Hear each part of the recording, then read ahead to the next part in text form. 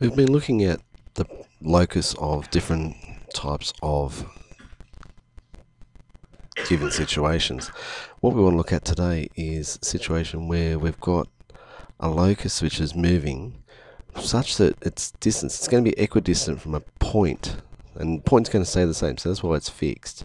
And that distance there is equal to the distance from a straight line, and that straight line is fixed. It doesn't move, so the point stays the same, the line stays the same, but the point P can move, so the locus can move. When you have that situation, what you're going to get is a parabola. There's our fixed point, and here's our fixed line down here. Now this is going to give these two different names. The fixed point's called the focus, and the line's called the directrix. So there's our focus there, and there's our directrix. So the distance from the point to the focus is going to be the same as the distance from the point to that straight line. That distance remains the same. So no matter where we pick anywhere on this situation on this parabola, you're going to have that same distance each time. So no matter whether it's at the origin or it's at this point, okay, no matter where it is, they're always going to have the same distance. So what does that give them? So let's have a look at the parabola here, the parabola in the diagram here. Again, the distance of SP is the same as the distance from PL. So focus is going to be 0A. So we're going to give that point, let that be the point 0A. So the distance up here is A. So it's going to be called the focal length there. So that's A. If that's A there, the P is the point XY. So we've got a point there. Okay. Now, if that's A there, because we know that distance from S to the origin is going to be the same, because that's in a direct straight line and that's perpendicular, that's going to be a distance of A there as well, because that's exactly the center of S to the line.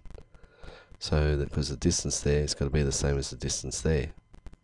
So that means that if that's going to be a point on the line there, that's going to be going across some distance x, and it's going to y is equal to 0. That distance up there is y, that distance there is a. So the distance PL is going to be y plus a. So that's why we were able to write that one there.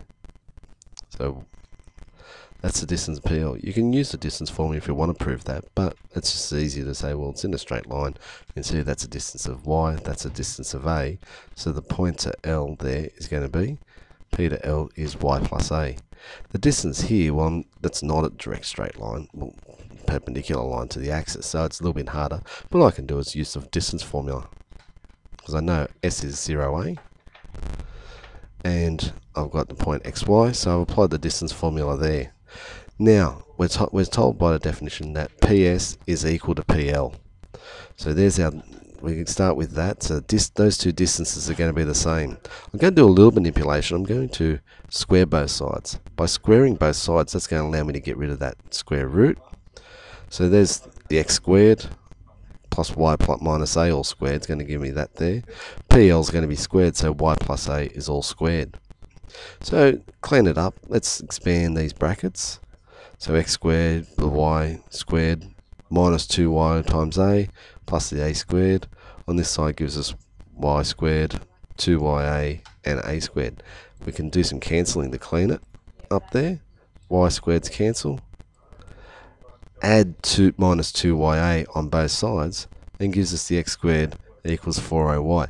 That's what we call our equation of our parabola now. X squared is equal to 4ay.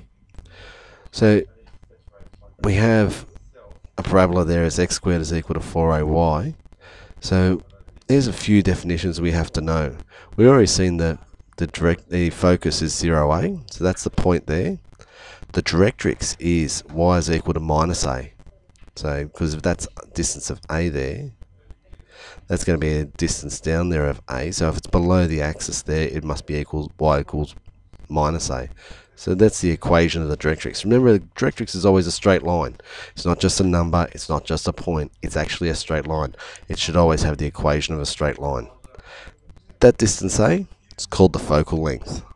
So the distance from the vertex of the parabola, and we know that's the vertex because that's where it's turning. In this case, it's at the origin, because it's one of the special cases. So at the origin. So the distance from the vertex to the focus is the focal length. We also have a few other things. We've got the axis of the parabola, okay, that's going through the vertex. A chord, we know what a chord is because we've dealt with those in circles. The chord goes from one side of a curve to another.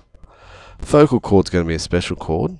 That's because it goes through the focus. It's basically any chord as long as it goes through the focus, so we call it a focal chord. There's one special focal chord, and that's called a latus rectum. So strange name, bit of Latin, but what it means is that you've got a focal chord that goes through the focus there, but it's also perpendicular to the axis of the parabola. So that's why it's special. Okay, so you're able to see that the latus rectum is a special type of the one there. And you've also got the definitions that go with it.